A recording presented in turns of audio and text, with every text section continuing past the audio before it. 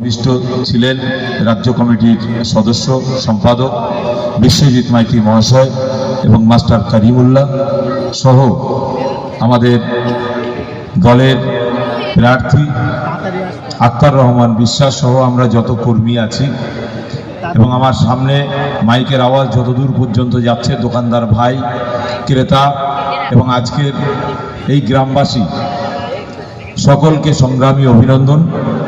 আপনারা জানেন যে ইন্ডিয়ান সেকুলার ফ্রন্ট নামক একটি রাজনৈতিক দল, যে রাজনৈতিক দল আজকের এখানে মিটিং করছে, জনসভা করছে, একটাই উদ্দেশ্য 1 তারিখে খাম চিহ্নে ভোট দেওয়ার জন্য। আমরা বলতে চাইছি আপনি আপনার মূল্যবান ভোট কেন খামে দেবেন? আপনার মূল্যবান ভোট বিভিন্ন রাজনৈতিক দলে দিয়ে এসেছিলেন এতদিন ধরে, কিন্তু আজকের খামে কেন দেবেন এটা আপনার জানতে হবে। খামে দিতে হবে, এই জন্যই খামে আপনাকে ভোট দিতে বলবো আপনার বাচ্চার ভবিষ্যতের দিকে তাকিয়ে, আপনার মায়ের জন্য, আপনার বোনের জন্য, আপনার নিজের জন্য। আপনি বলবেন তাহলে যাদেরকে দিয়েছিলাম তারা কি আমাদের জন্য কাজ করেনি? আমরা বলছি কাজ করেনি। তার জ্বলন্ত প্রমাণ আপনারা বসিরহাটের মানুষ। এই বসিরহাটের জ্বলন্ত সমস্যা, বসিরহাটের মতো জায়গায় যেখানে একটা উন্নত মানের হসপিটাল আছে কিন্তু সেখানে ডক্টর নেই, তাই তো নাকি? তাহলে সেই হসপিটালের জ্বলন্ত সমস্যাকে সমাধান করার জন্য বিগত দিনে প্রত্যেকটা জায়গায় আমরা এমএলএ ভোট দিয়েছি, এমপি ভোট দিয়েছি, সেই সমস্যা আজও পর্যন্ত সমাধান হয়নি। আমার মা প্রেগনেন্ট, তার বাচ্চা, তার সন্তান প্রসব হওয়ার জন্য এখানে পদতলাতে ভালো চিকিৎসা হয় না বলে কলিকাতায় যেতে হয় কেন? তার জবাব তৃণমূলী বন্ধুদের কাছ থেকে নিতে হবে।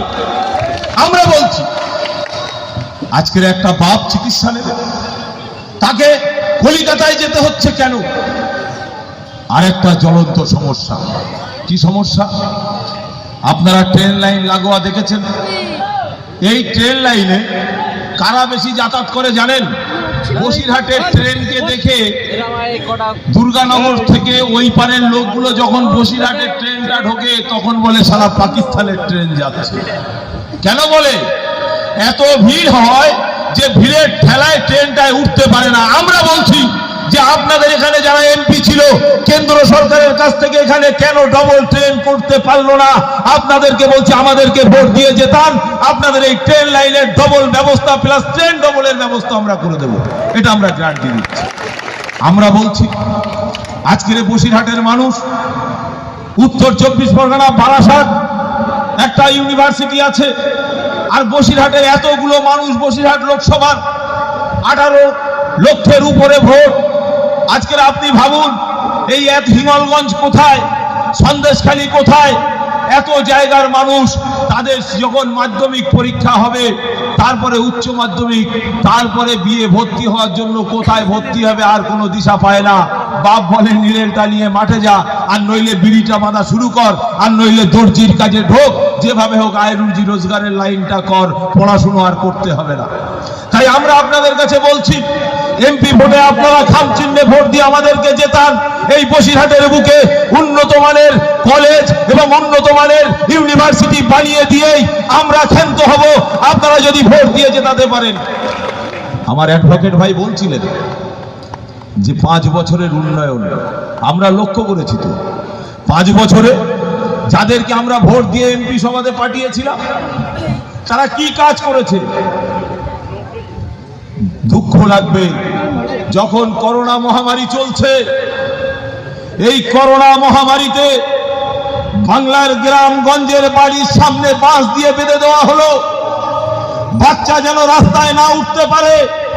করোনা মহামারীতে বাজারে যেন যেতে না পারে, দোকান বাজারি যাতে না খোলা হয়, তার জন্য এলান হয়ে গেল। রাতের অন্ধকারে নরেন্দ্র মোদী এলান করে দিল লকডাউন। কি লকডাউন হলো? প্লেন, ট্রেন, বাস, মানুষের পা পর্যন্তকে অবাস করে দিয়ে ঘরের মধ্যে বন্ধ করে দিল। একবারের জন্য ভাবলো না যে বাংলার জনগণ কি খাবে, বাংলার দৈনন্দিন জীবনে চলাফেরা যারা করে, যাদের দিন আনা দিন খাওয়া সেই গরিব অসহায় মানুষগুলোর কথা ভাবলো না। আর সেই সময় আপনার এলাকার এমপি লকডাউনের মধ্যে মুরগির গোস্ত রেসিপি করে, মুরগির মাংস রেসিপি করে, আর মুখে ফেয়ার অ্যান্ড লাভলি লাগিয়ে আর ফেস ওয়াশ করে আর ফেসবুকে ছবি ছাড়তে ব্যস্ত সেই এমপি হচ্ছে মমতা ব্যানার্জির এমপি। ভাবুন কোন রাজ্যে আমরা বসবাস করছি। একজন জনপ্রতিনিধি কিভাবে সম্ভব হয় এই ধরনের কাজ করার? আমরা আরো কি দেখেছি? এনআরসি এনআরসি এনআরসি, যখন এনআরসি নিয়ে সারা বাংলার মুসলমান সমাজের ধর্মগুরু উত্তাল, হিন্দুদের ধর্মগুরুরা উত্তাল, সকলে এক বাক্যে প্রতিবাদ করছে এনআরসি হতে দেব না। এনআরসির জন্য মিটিং মিছিল রাস্তা জাম সব কিছু আন্দোলন হচ্ছে, প্রতিবাদ হচ্ছে। আমার দিদিমণি রাজ্যের পুলিশ প্রশাসনকে কাজে লাগিয়ে পীরজাদা আব্বাস সিদ্দিকীর বাড়ি সহ সকলের বাড়িতে বাড়িতে পুলিশ পাঠিয়ে দিয়েছে। তার জবাব আপনাকে দিতে হবে ইলেকশন। আপনারা ভাবুন কার বাড়িতে পুলিশ পাঠিয়েছে? ভাববেন না? আজকের কলিকাতার রাজপথ, যে রাজপথে আন্দোলন করার জন্য সকলের স্বাধীনতা আছে, সকলের কর্মসূচি নেওয়ার স্বাধীনতা আছে, সেই রাজপথে ইন্ডিয়ান সেকুলার ফ্রন্ট নিল যে পার্টির প্রতিষ্ঠাতা দিবস পালন হবে। সেই প্রতিষ্ঠাতা দিবসে আপনার আমার দলের চেয়ারম্যানকে 42 দিন ধরে জেলবন্দি করে রাখা হয়েছিল। ভাবুন কোন রাজ্যে আমরা বসবাস করছি। আমরা বলছি, ইন্ডিয়ান সেকুলার ফ্রন্ট বলছে যে এইভাবে নওশাদ সিদ্দিকী সহ তার দলবলকে জেলবন্দি করে রেখে পার পাওয়া যাবে না। কেন? নওশাদ সিদ্দিকীর দলের ছেলেরা কোর্টে যাওয়ার জন্য, কেস খাওয়ার জন্য, ন্যায় সত্যের জন্য, আন্দোলন লড়াই করার জন্য তারা সর্বসময় প্রস্তুত আছে। মাঠে ময়দানে, গ্রামে গঞ্জে, পাড়ায়, প্রত্যেকটা জায়গায় ইন্ডিয়ান সেকুলার ফ্রন্টের ঝান্ডা ওড়াবে। তার জন্য যদি জেলে যেতে হয় তাও তারা প্রস্তুত আছে। আমরা কি লক্ষ্য করেছি? আজকে বসিরহাটে চলে যান, একদল ছেলেকে রেখে দেওয়া হয়েছে, তাদের খেতে দিতে হচ্ছে। আজকের হাড়োয়া ঝান্ডা লাগাবার অপরাধ। এত ভয় কিসের? আইএসএফ এর ঝান্ডায় সিপিএম ঝান্ডা লাগাবে, কোনো দোষ নেই। কংগ্রেস ঝান্ডা লাগাবে, কোনো দোষ নেই।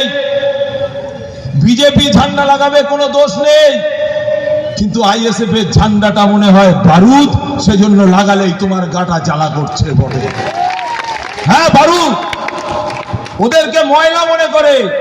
জামা কাপড়ে ময়লা লাগলে দেখেন না, ঝেড়ে ঝেড়ে দেয়, বলে একটা ঝাড়া মেরে দেয়, আবার গায়ে দিয়ে দেয়, সমস্যা নেই।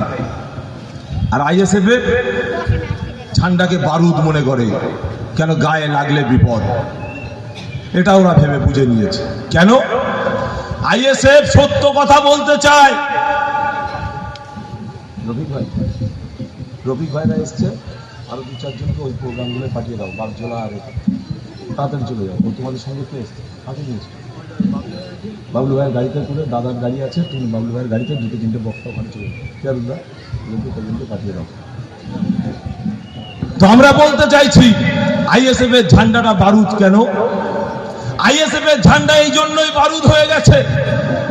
আইএসএফ ন্যায় কথা বলছে, কৃষকের কথা বলছে, দলিতের কথা বলছে, আদিবাসীর কথা বলছে, ছাত্র যুবকের কথা বলছে, খেটে খাওয়া মেহনতি মানুষের কথা বলছে। সেজন্যই আইএসএফ কে এত ভয় পাচ্ছে। এটাই হচ্ছে বিষয়। আমরা বলছি যে এত ভয় পাওয়ার কিছু নেই। হয়তো আপনার বোমের কন্ট্রাক্টটা বন্ধ হয়ে যাবে, সেজন্যই আপনি মনে হয় ভয়টা পাচ্ছেন। হয়তো আপনার পিস্তল বন্দুকের অর্ডারটা বন্ধ হয়ে যাবে, 2 নম্বরই কারবার করে পকেটটা ভরাবেন, সেটা মনে হয় বন্ধ হয়ে যাবে, সেজন্যই ভয়টা পাচ্ছেন। কেন? আইএসএফ বলছে। আইএসএফ ছাড়া একটা রাজনৈতিক দলের বলার ক্ষমতা নেই। প্রকাশ্যে মাইকে জনগণের সামনে রেখে বলছে বোম ছাড়ো, পিস্তল ছাড়ো, গুলি ছাড়ো, সংবিধানকে ধরো। এই কথা কোনো পাপের ব্যাটার বলার হিম্মত নেই। আইএসএফ বলছে চলো বন্ধু সৌজন্যবোধের রাজনীতি করি, এক দোকানে বসে চা খাই। কেন? তৃণমূলের বড় নেতাগুলো ঠান্ডা এসি রুমে বসে চা খায়, বিজেপির বড় নেতাগুলো এক ঘরে বসে চা খায়, সিপিএম এর নেতাগুলো এক ঘরে বসে চা খায়, তাহলে আমরা কেন গ্রামে গঞ্জে বুথের লেভেলের মানুষ পান্তা আনতে নুন ফুরিয়ে যায় না কি বলে, তা সেরকম ধরনের মানুষ আমরা গ্রামে গঞ্জে কেন মারামারি করব? বলছে তো এ কথা কেউ বলছে? আজকে ভাবুন, ইন্ডিয়ান সেকুলার ফ্রন্ট সত্যের পথে আছে, ন্যায়ের পথে আছে, তার জন্যই আজকের এক শ্রেণীর মানুষ বলছে বিজেপির সুবিধা করে দেবে, বিজেপির সুবিধা করে দেবে, বলছে না? কানে কানে কানে কানে দিচ্ছে তো। আচ্ছা ভাই, বিজেপিকে রোকার দায়িত্ব কি শুধু আমাদের? এই বাপদাদা ঠিকায় নিয়ে এসছি নাকি? বিজেপিকে শুধু আমাদের রুখতে হবে? আর তোমরা 15টা বছর রাজত্ব করছো, বিজেপি 18টা সিট পেল কি করে? তার হিসাবটা আগে দাও, তার হিসাবটা দিয়ে তারপরে বলো। আমরা তো দিয়েছিলাম তোমাদের হাতে বিজেপিকে রোখার জন্য, আমরাই ভোট দিয়েছিলাম তৃণমূলকে, তাহলে তোমরা তো রুখতে পারলে না। বামফ্রন্টের 34 বছরের অরাজকতা থেকে বেরিয়ে এসে আমরা ভেবেছিলাম মমতা ব্যানার্জি তিনি যেভাবে আমাদের কাছে বার্তা দিয়েছেন, সাচার কমিটির রিপোর্ট বাস্তবায়ন করব, বাংলার মুসলমান সমাজের ঘরে ডবল ডবল চাকরি হবে, এদের শিক্ষা হবে, এদের স্বাস্থ্য হবে, এদের কর্মসংস্থান হবে, দলিত আর পিছিয়ে থাকবে না, আদিবাসী পিছিয়ে থাকবে না, হিন্দু ভাই পিছিয়ে থাকবে না, সকলে একযোগে কর্মসংস্থানের মধ্যে লিপিবদ্ধ হবে, খাতায় কলমে তারা যাবে, হাজিরা দেবে, মাইনা তুলবে, খাবে, একটা সুন্দর সমাজ হবে। আমরা ভেবেছিলাম, আর কি ভেবেছিলাম, যে এবার মনে হয় হালটা ফিরবে, কিন্তু কি দেখলাম, সালা চোর তাড়িয়ে ডাকাতকে নিয়ে এসেছি। আমরা দেখছি চোর তাড়িয়ে ডাকাতকে নিয়ে এসেছি।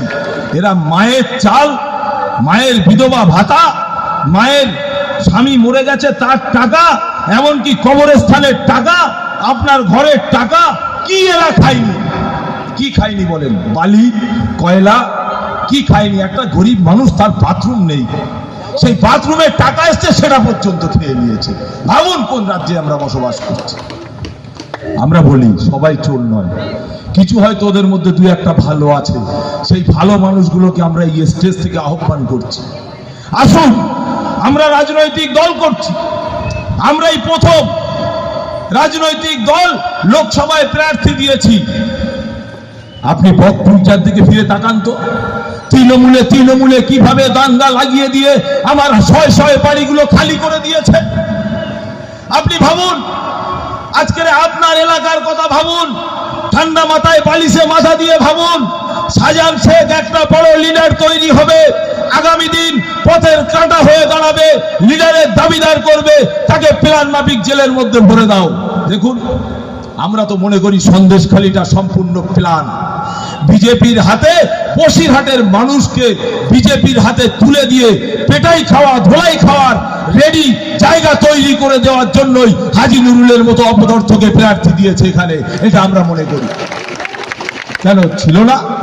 তৃণমূলের দলের মধ্যে স্বচ্ছ দুর্নীতি মুক্ত মুখ ছিল না, ভালো মানুষ ছিল না, টোটাল বসিরহাটের মধ্যে একটা ভালো মানুষকে পেলেন না। এতদিন তো হয়ে গেল, দিতে পারলেন না কোনো ভালো প্রার্থীকে। নিয়ে এলেন কাকে? একজন এমএলএ কে, যে এমএলএ শরীরটা অসুস্থ, আমরা দোয়া করি সৃষ্টিকর্তা তার শরীরটা ভালো করে দিক। কিন্তু আমরা বলতে চাই, বসিরহাটের মানুষের সঙ্গে এই দ্বিচারিতা কেন? বসিরহাটের মানুষের সঙ্গে এই অভিমান কেন? বসিরহাটের মানুষের সঙ্গে এই দুর্ব্যবহারটা কেন? কি অন্যায় করেছে? আপনাকে তো সিটটা জিতিয়েছে। এমএলএ তৃণমূল, এমপি তৃণমূল, আপনার প্রধান তৃণমূল, মেম্বার তৃণমূল, ব্লক তৃণমূল, সবই তো আপনাকে দিয়েছে, কোনটা দেয়নি বলুন? কিন্তু এত দেওয়ার পরেও বসিরহাটের মানুষ পেলটা কি?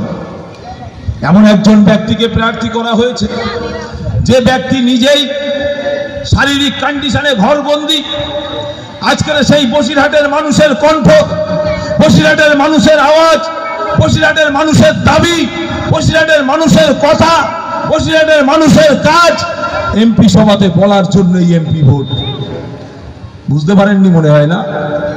বুথের ভোট, আপনার গ্রামের মানুষ যে সমস্যা হবে সেই সমস্যা পঞ্চায়েতে যেয়ে বলবে। আপনার এমএলএ ভোট, আপনার এই জায়গায় টোটাল কয়েকটা পঞ্চায়েতের যে সমস্যা সেটা তুলবে এমএলএ বিধানসভার মধ্যে, এমপি ভোট সেটা তুলবে দিল্লিতে। তাহলে এটা পরিষ্কার। আজকের কাকে আপনারা প্রার্থী করলেন? আমরা বলছি এখনো সময় আছে, তাই বসিরহাটবাসীর কাছে আমরা আবেদন করছি যে সারা বাংলায়, বিশেষ করে এইখানে বসিরহাট লোকসভার মধ্যে সন্দেশখালীতে চলে যান, এক বাক্যে আওয়াজ উঠেছে সন্দেশখালীর মা, সন্দেশখালীর বোন।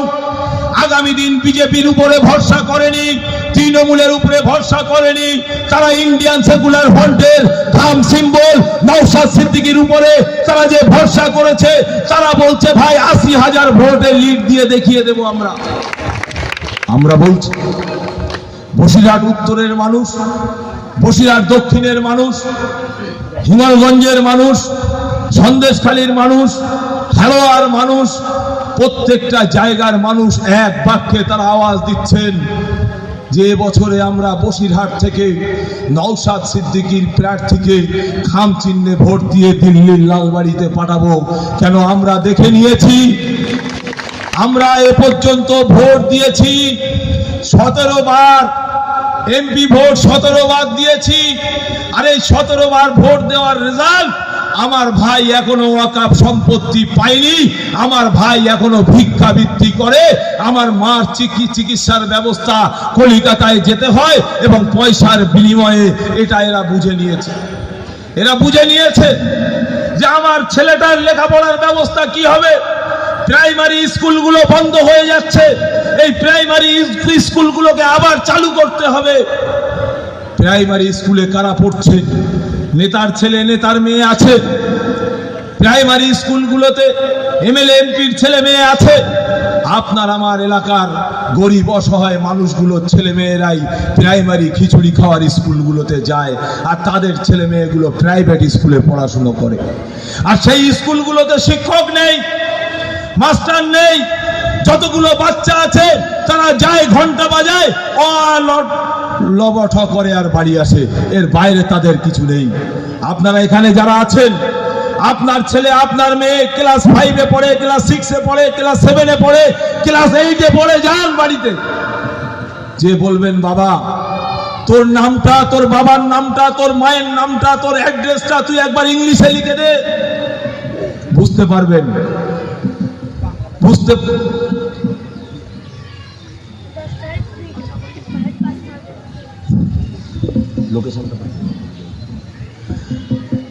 তো স্কুলে কারা যাচ্ছে এটা আপনাকে ভাবতে হবে। সেই প্রাইমারি শিক্ষা ব্যবস্থা আজকে বন্ধ হয়ে যাচ্ছে। নওশাদ সিদ্দিকী তিনি এমন একটা রাজনৈতিক ব্যক্তিত্ব, তিনি বললেন ওয়াকফ সম্পত্তির হিসাব বুঝে দাও। হাজি নুরুল এত অপদার্থ, সেদিনকে সাহস করে বলতে পারিনি যে হ্যাঁ ওয়াকফ সম্পত্তির হিসাবটা বুঝে দাও, বলতে পারিনি। এত বড় বেহায়া নির্লজ্জ। আমরা বলছি হাজি নুরুল সাহেব সহ যতগুলো মুসলমান দাবিদার এমএলএ আছে, তোমাদের সকলকে ভোট দিয়েছিল মানুষ তাদের নিজেদের অধিকারটাকে বুঝিয়ে নেওয়ার জন্য, কিন্তু সেই ওয়াকফ সম্পত্তির কথা যদি বলতে হয়, একমাত্র বিধায়ক নওশাদ সিদ্দিকী ছাড়া দ্বিতীয় আর কোনো ব্যক্তি সেদিনকে আওয়াজ তোলেননি।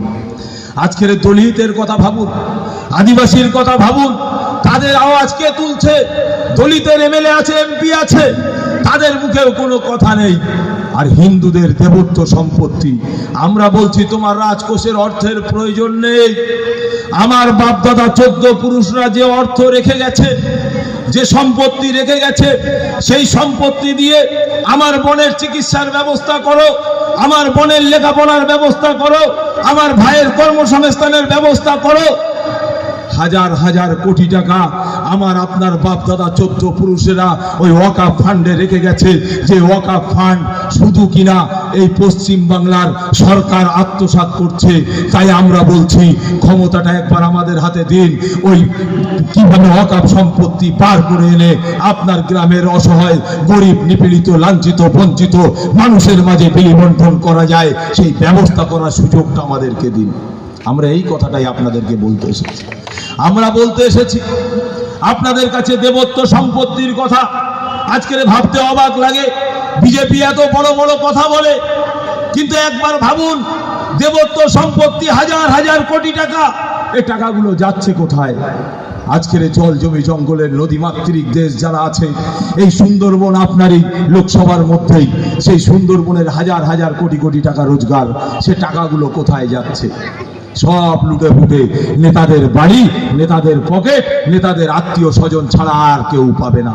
তাই আমরা বলছি যে আপনার পয়সা এগুলো, আপনাকে এই পয়সা অধিকার আদায় করে নিতে হবে। আরে আদায় করার জন্য আপনি বোম ধরবেন? আমরা বলছি না। আপনি পিস্তল ধরবেন? আমরা বলছি না। বাবা সাহেব আম্বেদকর পরিষ্কার বলে গেছেন, সংবিধান দিয়ে গেছেন, মানুষ সে তার রাইট, সে তার কনসেপ্ট অনুযায়ী, সে তার ইচ্ছা অনুযায়ী, সে তার মতামত পোষণ করবে। তার জন্য এই ভোট, একটা লোকসভা ভোট, একটা বিধানসভা ভোট, একটা পঞ্চায়েতের নির্বাচন, এই নির্বাচনের মাধ্যম দিয়েই সে তার অধিকার আদায় করে নেবেন। তাই আমরা আপনাদের কাছে বলবো যে আসুন সকলে এক বাক্যে একযোগে ইন্ডিয়ান সেকুলার ফ্রন্টের খাম চিহ্নে ভোট দিয়ে বিপুল ভোটে জয়যুক্ত করি। তাহলেই দেখবেন আমার বাচ্চা সুরক্ষা হবে, আমার শিক্ষা হবে, আমার স্বাস্থ্য হবে, আমার কর্মসংস্থান হবে। আজকের আমরা কি লক্ষ্য করেছি দিদিমণি? মোড়ে মোড়ে বিভিন্ন জায়গায় 10 টাকা মদের পাউচ পাওয়া যাচ্ছে, সে ব্যবস্থা করতে পেরেছে, কিন্তু একটা স্কুলের ব্যবস্থা করতে পারেনি। 15টা বছরে একটা প্রাইমারি স্কুল করেছে, দেখাতে পারবেন? এ রাজ্যে একটা প্রাইমারি স্কুল হয়েছে? বলতে পারবেন না, নজির নেই। একটা মাদ্রাসা হয়েছে, দেখাতে পারবেন? নজির নেই। একটা টোল হয়েছে, দেখাতে পারবেন? নজির নেই। তাই আমরা বলছি একটা জিনিস হয়েছে, সেটা আরএসএস এর স্কুলটা বাড়িয়েছে, এটা কিন্তু পরিষ্কার। গ্রামে গঞ্জে বিভিন্ন জায়গায় আরএসএস এর স্কুলগুলো খুলে দিয়েছে দিদিমণি। এ কাজটা তিনি করেছেন, এ কাজটা করেছেন। আজকের বিশ্বজিৎদা বলছিলেন যে দিদিমণি আর নরেন্দ্র মোদীর ভাই বোনের সম্পর্ক। আমরা বলছি আরএসএস এর ছেলে আর মেয়ে, এটা ছাড়া দ্বিতীয় কিছু নয়। আরএসএস এর ভাই আর বোন, এটা ছাড়া দ্বিতীয় কিছু নয়। যে আরএসএস পশ্চিম বাংলার মানুষের জন্যই এখনো কিছু কিছু জায়গায় আছে, কেন অন্য অন্য জায়গার অবস্থা খুবই খারাপ। কেন এই আরএসএস এমন একটি রাজনৈতিক, এমন একটি দল, যে দলটা বিভিন্ন রাজনৈতিক দলকে পরিচালনা করছে। এবং এই আরএসএস যখন এই ভারত স্বাধীন হয়েছিল, তখন তারা আত্মসমর্পণ করেছিল এই আরএসএস এর সদস্যরাই। কিন্তু সেদিন আপনার আমার যে রুটি রুজির ব্যবস্থা করেছেন, আপনার এলাকায় যে তাঁত শিল্প আছে, সেই তাঁত শিল্পের যে ব্যবস্থা করেছিলেন, সেই বীর শহীদ তিতুমির সেদিন পিছিয়ে আসেননি। হাফেজ বীর শহীদ তিতুমির তার সাঙ্গপাঙ্গদেরকে নিয়ে সেদিন বহাল তবিয়াতে ওই ব্রিটিশদের সামনে দাঁড়িয়ে যুদ্ধ করেছিলেন। সেটা এমনই ইমানদার মুসলমান ছিলেন, তারা পিছিয়ে আসেননি। আজকের সেই বীর শহীদের নামে বসিরহাটের বুকে আজও পর্যন্ত একটা হেরিটেজ কিছু বানানো হয়নি। আমরা বলছি আপনারা আমাদেরকে ক্ষমতায় নিয়ে আসুন, এই তাঁত শিল্পের হালকে আমরা ফিরিয়ে দেব, এবং বীর শহীদ তিতুমিরের গ্রামে আমরা হেরিটেজ গ্রাম বলে ঘোষণা করব। আরো দুঃখ লাগে শুনেন, বীর শহীদ তিতুমিরের নামে কলিকাতাতে বীর শহীদ তিতুমিরের নামে একটা মেট্রো স্টেশন হচ্ছিল, মেট্রো স্টেশন। যে স্টেশনটা, মেট্রো স্টেশনটাকে প্ল্যান মাফিক এই দিদিমণি বন্ধ করে দিয়েছেন, দিয়ে কলিকাতার একটা জায়গার নামে করে দিয়েছেন। তিতুমিরের নামে দেওয়া যাবে না। তিতুমিরের নামে একমাত্র আছে একটা বাস টার্মিনাল। কোথায়? ভুলে গেছেন? বারাসাতে বাস টার্মিনাল আছে। আবার সে বোর্ডটা মাঝে মাঝে উড়ে যায়, এই বান্দারাই আবার আন্দোলন করে সেই বোর্ডটা লাগানোর ব্যবস্থা করেছে। এটাই হচ্ছে আইএসএফ। কেন আইএসএফ আগামী প্রজন্মকে ভুলতে দেবে না। এরা তারা হুজুর কেবলার ইতিহাসকে ভুলিয়ে দিতে চায়, এরা বীর শহীদ তিতুমিরের ইতিহাসকে ভুলিয়ে দিতে চায়, এরা বসিরহাট আল্লামা হুজুরের ইতিহাসকে ভুলিয়ে দিতে চায়। তাই তো আজকের কোরআন নিয়ে ছিনিমিনি শুরু করেছে, তাই তো আজকের বিভিন্ন ধর্মের ধর্মগ্রন্থ নিয়ে খেলা করতে শুরু করেছে। কখনো বলছে আমার উন্নয়ন, এমন উন্নয়ন করেছি কোরআন শেষ হয়ে যাবে বলে শেষ করা যাবে না। বলছে এমন উন্নয়ন করেছি বাইবেল শেষ হয়ে যাবে। আমার হিন্দু ভাই মা বোন, আমার মুসলমান ভাই মা বোন, আপনাদের কাছে আমরা করজোড়ে নিবেদন করছি, অন্য সম্প্রদায়ের কোনো মানুষ, অন্য দেশের কোনো মানুষ কোরআন নিয়ে যদি কোনো কথা বলতো, আমরা তো কোন রাস্তায় নেমে যেতাম না? যেতাম তো, রাস্তায় নেমে যেতাম। কিন্তু আমাদের মুখ্যমন্ত্রী বলেছে, তারপরেও আমরা ঝান্ডা নিয়ে এই বড় বড় দাড়ি রেখে মাথায় টুপি দিয়ে কেউ ঝান্ডা টান্ডা বেঁধে স্লোগান দিচ্ছি। লজ্জা লাগে না? একবার ভাবেননি কোথায় স্লোগানটা দিচ্ছেন আপনি? আপনাকে ভাবতে হবে, ভাববার সময় এসেছে। বাঁচার লড়াই, কেন আপনার আমার আর বেঁচে থাকার অধিকার থাকবে না, আপনার আমার আর খেটে খাওয়ার অধিকার থাকবে না। আজকের দিনে দাঁড়িয়ে ভাবুন, ন্যূনতম একটা সংসার চলতে গেলে যে জিনিসটার প্রয়োজন, চালের দাম কত, আলুর দাম কত, সরিষার তেলের দাম কত, ডালের দাম কত, আর কেন্দ্র সরকারের গ্যাসের দাম কত, এটা আপনারা একবার ভাবুন। যে গ্যাস 300 টাকায় পাওয়া যেত, সেই গ্যাসের দাম এখন প্রায় 1000 টপকাবে। ইলেকট্রিক খরচাটা কত বাড়িতে একবার হিসাব করে দেখুন। আজ থেকে 5 বছর আগে, 10 বছর আগে যে ইলেকট্রিক বিল, আমরা লাল বাতি জ্বালাতাম ঘরে, তাই না? লাল বাল্ব 100 ওয়াট 200 ওয়াটের বাল্ব জ্বালাতাম তো ঘরে, জ্বালাতাম না? তখন কতটা কারেন্ট পুড়তো, আর এখন কত? আর এই ভোটের মধ্যে যে ইউনিটটা বাড়িয়ে দিয়েছে, এই ভোটের পরেই বুঝতে পারবেন আপনার কারেন্টের বিলটা আসে কত। এই রাজ্য সরকার ইলেকট্রিক যে কোম্পানি, তাদের কাছ থেকে যে পয়সাটা নিয়েছে, সেই পয়সাটা কোথা থেকে তুলবে? এই রাজ্য সরকার যে জীবনদায়ী ঔষধ, সেই ঔষধ কোম্পানির কাছ থেকে ইলেকশন করানোর জন্য যে পয়সাটা নিয়েছে, সেই পয়সাটা কোথা থেকে তুলবে?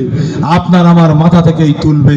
তাই আমরা বলছি, আজকের এদেরকে রাজনৈতিকভাবে যদি ক্ষমতাচ্যুত না করেন, তাহলে আগামী দিন আপনার ব্যবসা, আপনার বাণিজ্য, আপনার কাজ কর্ম প্রত্যেকটা জায়গায় বাধা হয়ে দাঁড়িয়ে থাকবে এই রাজ্য সরকার এবং কেন্দ্র সরকার।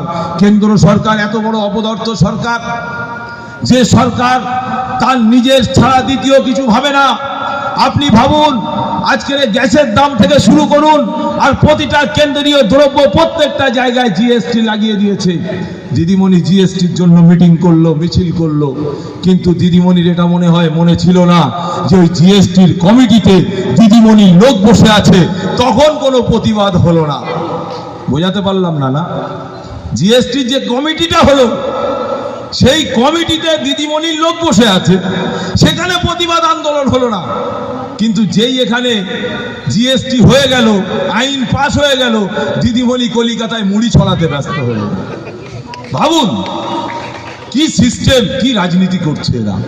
আমরা বলছি, দেশের স্বার্থে রাজনীতি করতে হবে, দেশের জনগণের স্বার্থে রাজনীতি করতে হবে। এই বসিরহাট লাগোয়া যে সীমান্তর বেড়াগুলো আছে, বাংলাদেশ আর ইন্ডিয়ার যে বেড়া, এটা নিয়ে কেন্দ্র সরকার, রাজ্য সরকার যে টালবাহানাটা করছে, তার জবাব আপনাকে দিতে হবে। বর্ডার লাগোয়া ভাই মা বোন যারা আছে, তাদের এর হিসাব বুঝে নিতে হবে। আমরা দাবি তুলেছি, আমরা আন্দোলন করেছি, আমরা এখানকার যারা বিএসএফ আছে তাদের ক্যাম্পে আমরা ডেপুটেশন দিয়েছি, এবং আমরা বলেছি আমাদেরকে ক্ষমতায় নিয়ে আসুন, জায়গার ব্যবস্থা আমরা করে দিচ্ছি, পাঁচিল টেনে দিন, কাঁটা তার লাগিয়ে দিন। এখনো বিভিন্ন জায়গায় কাঁটা তারের ব্যবস্থা নেই, খাল সাঁতরে ওপার থেকে এপারে চলে আসছে, আর এপার থেকে ওপারে চলে যাচ্ছে, কোনো সমস্যা নেই। ভাবুন, নিজেরাই সমস্যাগুলো তৈরি করছে, আর সেই সমস্যাগুলো সমাধান করার ব্যক্তি আর খুঁজে পাওয়া যাচ্ছে না। এগুলো সব ওটা সিস্টেম নয়। মেন হচ্ছে গরুটাকে এপার থেকে ওপারে করতে হবে, পার গরু পিছু কত টাকা আসবে সেটার জন্য হিসাব নিকাশ কষা আছে। নবান্নের পরে টালির ঘর থেকে হিসাব হচ্ছে, কেন তিনি সেখানে বসে বসে বলে দিয়েছেন, কাটমানি থেকে শুরু করে যে যা খাবি খা, খালি আমার পার্সেন্টেজটা বুঝিয়ে দে, আমার পকেটটা যেন ভরে, এটা তিনি বলে দিয়েছেন। কোন সরকার চলছে? আজকের মেধা, শিক্ষা, ছেলেগুলো সব রাস্তায় বসে আছে, বনগুলো রাস্তায় বসে আছে, শিক্ষিত বেকারদেরকে নিয়ে যে ছিনিমিনি চলছে। আজকের হাইকোর্ট বলে দিল চাকরিগুলো শেষ, এবং যারা চাকরি পাওয়ার পরে আশায় বুক বেঁধেছে, নিজের বাড়ি নেই, একটা বাড়ি বানাবার জন্য লোন নিয়েছেন, সেই লোন নেওয়ার পরে সেই টাকা কিভাবে সে শোধ করবে চিন্তা করছে। ভাবুন কি নাটক চলছে পশ্চিম বাংলায়। এই বাংলাটাকে বিজেপির হাতে তুলে দিতে হবে, তার একটা পরিকল্পনা শুরু হয়ে গেছে। তাই আপনাদেরকে বলবো, এই বিজেপিকে যদি রুখতে চান, এই তৃণমূলকে যদি রুখতে চান, তাহলে আইএসএফ ছাড়া দ্বিতীয় কোনো শক্তি নেই, দ্বিতীয় কোনো শক্তি নেই, দ্বিতীয় কোনো শক্তি নেই। আইএসএফ কারোর পকেটের হয়ে থাকার লোক নয়। আইএসএফ নিজের পায়ে দাঁড়াতে শিখেছে। আইএসএফ নিজের অধিকার নিয়ে লড়াই করবে। আইএসএফ মানুষের অধিকার নিয়ে লড়াই করবে। আর এই লড়াই করার জন্য এক শ্রেণীর মানুষ ভাবছে আইএসএফ কে পকেটের মধ্যে রেখে দেব। আপনাদের এখানে অনেক মানুষ অনেক বড় বড় কথা বলেছে, আমাদের কানে আছে। পঞ্চায়েত ইলেকশনে যারা 2 নম্বরি করেছে, যারা বোমগুলি পিস্তল দিয়ে ভোট করিয়েছে এবং যারা ছাপ্পা করিয়েছে, তাদেরও নামের লিস্ট বসিরহাট উত্তরের মিডিয়ার মাধ্যমে বলছি, টোটাল বসিরহাট লোকসভার প্রত্যেকটা ছাপ্পাবাজদের নাম্বার, ফোন এবং তাদের নাম, তাদের বাপের নাম সব কিন্তু আমাদের রেকর্ডে আছে। সাবধান হয়ে যান। আপনি গ্রামের ওই 5 টাকা 10 টাকার মদের পাউচ আপনাকে খাইয়ে দিল, হাতে একটা লাঠি ধরিয়ে দিল, আর আপনি বুথে যে ছাপ্পা করলেন, কিন্তু যার জন্য করলেন সে এসি রুমে, এসি গাড়িতে লাল বাতি জ্বালিয়ে ঘুরছে, আর আপনি কিন্তু মিথ্যা কেস খেয়ে একবার বসিরহাট কোর্ট আর একবার পিফা, একবার বসিরহাট কোর্ট আর একবার পিফা, এই করে বেড়াচ্ছেন। আপনার হাতে আপনাদেরকে অশিক্ষিত মূর্খ করে রেখে আপনার হাতে বোমটা তুলে দেওয়ার ব্যবস্থা করছে, আর আপনি সেই ফাঁদে পা দিচ্ছেন। তাই আপনাদেরকে বলবো, এই ফাঁদে পা দেবেন না। আমাদের দলের চেয়ারম্যান বলছে, যদি কেউ আপনার হাতে আইএসএফ এর কোনো নেতা, কোনো লিডার বলে এই লাঠি নিয়ে যা, এই বোম নিয়ে যা, এই পিস্তল নিয়ে যা, তাহলে আপনারা সেই নেতাকে ডেকে বলবেন, আগে ভাই তুমি আসো, এসে তারপরে তোমার পিছনে আমরা যাব, আগে তুমি লাঠিটা ধরো। এ কথা আইএসএফ শিক্ষা দিচ্ছে। আমরা বলছি, তৃণমূল, সিপিএম, কংগ্রেস যারাই আছেন, আপনারা আপনাদের কর্মীদেরকে এই বার্তাটা দিন না, দেখি পারেন কি? হিম্মত আছে? হিম্মত নেই। কেন এই তৃণমূলের এমএলএ শুধু মা বোনদের 500 টাকা লক্ষ্মীর ভান্ডারে বাড়ানোর কথা বলেছিল বলেই সেই এমএলএ সিকিউরিটি গার্ড পর্যন্ত কেড়ে নেওয়া হয়েছিল, দেবরাজ এমএলএ। ভাবুন কোন রাজ্যে আমরা বসবাস করছি। তাই আপনাদেরকে বলবো, ইন্ডিয়ান সেকুলার ফ্রন্টের লিডারদেরকে মুখ আমরা বন্ধ করে রাখিনি। এটা বলা যাবে না, এটা এমপি সভায় বলা যাবে না, এটা এমএলএতে বলা যাবে না, এরকম আমরা বন্ধ করে রাখিনি। আমরা পরিষ্কার বলে রেখেছি, দেশের সংবিধানের পাঠ নাও আর সাংবিধানিক রাইট জায়গায় যে আওয়াজ তোলো। আমরা বলছি, যদি আপনারা আমাদের ক্ষমতায় নিয়ে আসতে পারেন, তাহলে এই রাজ্যের যে সমস্ত স্কুল আছে